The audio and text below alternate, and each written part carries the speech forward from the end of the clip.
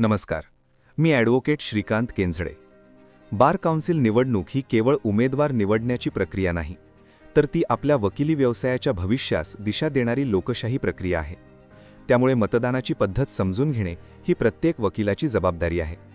परंतु अनेक वकील बंधू भगिनींना STV सिंगल ट्रान्सफरेबल वोट प्रणाली पूर्णपणे समजलेली नसते.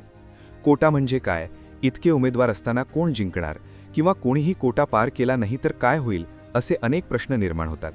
चला, ही प्रक्रिया थोडक्यात समजून घेऊया. बार काउन्सिल निवडणूक साध्या एक मत एक उमेदवार पद्धतीने होत नाही. येथे मतदार उमेदवारांना पहिली, दुसरी, तिसरी पसंती अशा क्रमाने प्राधान्यक्रम देतो. त्यामुळे आपले मत फक्त पहिल्या फेरीपुरते मर्यादित राहत नाही, ते पुढील फेऱ्यांमध्येही प्रभाव टाकते.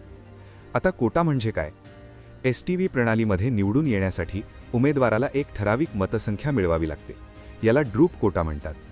सूत्र आहे कोटा बरोबर एकूण वैध मते भागिले जागा अधिक 1 उदाहरणार्थ, एकूण वैध मते 1,10,000 आणि जागा 23 असतील तर कोटा सुमारे 4,584 येतो. महत्त्वाची गोष्ट म्हणजे उमेदवार कितीही असले तरी कोटा बदलत नाही. तो फक्त एकूण वैध मते आणि जागांवर अवलंबून असतो. पहिल्या फेरीत प्रथम पसंतीची मते मोजली जातात.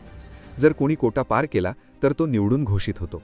पण जर कोणीही कोटा पार केला नाही तर सर्वात कमी मतांचा उमेदवार एलिमिनेट केला जातो आणि त्याची मते मतपत्रिकेवरील पुढील पसंतीनुसार इतर उमेदवारांकडे ट्रान्स्फर होतात.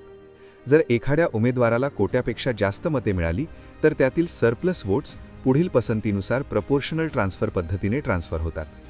ही प्रक्रिया सतत चालू राहते. कमी मतांचे उमेदवार बाद होत जातात आणि मते पुढील पसंतीनुसार ट्रान्सफर होत राहतात. शेवटी असा टप्पा येतो की उरलेले उमेदवार आणि उरलेल्या जागा समान होतात आणि ते सर्व निवडून घोषित होतात, जरी त्यांनी कोटा पार केला नसला तरी. महिला आरक्षणाबद्दल एकूण 23 जागांपैकी 5 जागा महिला उमेदवारांसाठी राखीव आहेत. जर अंतिम 23 मध्ये 5 पेक्षा कमी महिला असतील तर सर्वाधिक मतांच्या महिला उमेदवारांना समाविष्ट करून ती संख्या पूर्ण केली जाते. शेवटी एवढेच सांगू इच्छितो, STV प्रणालीमध्ये विजय फक्त पहिल्या पसंतीवर अवलंबून नसतो. अनेक वेळा दुसरी आणि तिसरी पसंती निर्णायक ठरते.